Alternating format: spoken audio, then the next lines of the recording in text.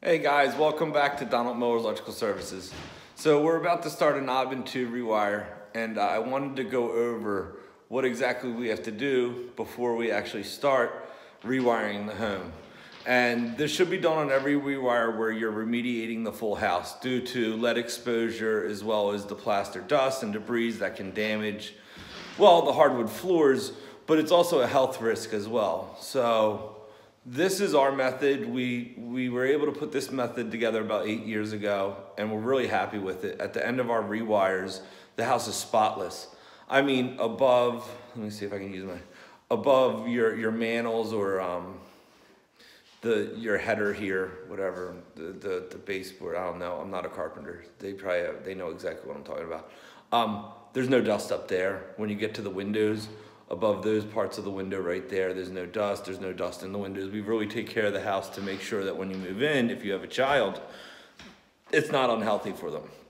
You can move right in. You don't have to wipe anything down. We wipe everything down. It takes 2 guys, a full day, 3-story home, top to bottom, completely wiped down. We use Simple Green. It's a non-toxic cleanser. And then on the floors, we mop with a Murphy oil.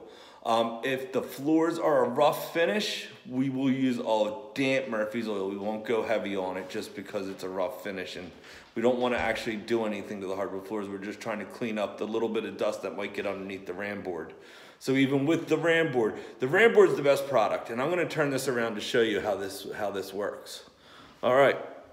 So this is a similar product to ram board. I love ram board, but they didn't have it. They have a product called floor shell. Now, what we like to do is we roll it out the length, all right, and then we tape them together and form a barrier. This barrier protects your hardwood floors. Most estimates for rewires include drop cloths. That is the biggest mistake you can make in these rewires, is using drop cloths. Though anything goes right, the drop cloths are they're not, even the heavy duty ones, it goes right through them, it goes right, and you're just walking on it. And if you look at the amount of debris that's caused with these rewires, you'll see that it's just not a good system to use, is drop cloths. Even with this floor shell that we're gonna have down here, we're also gonna have plaster extraction.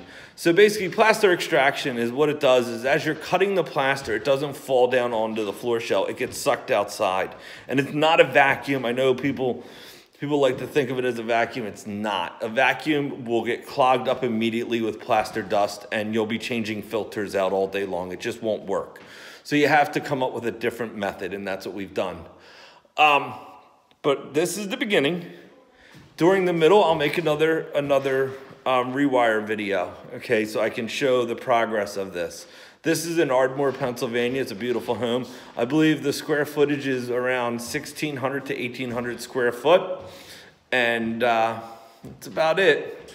So in about a day or two after all the floor shell is down, I'll go over and I'll show you what it'll look like with the house protected and what you should be, if you do a knob into remediation, this is what you should be expecting, at least if you're looking for a quality job. If you're looking for like a low number, like a low bid job, there's no way they're rolling out floor shell on a low number.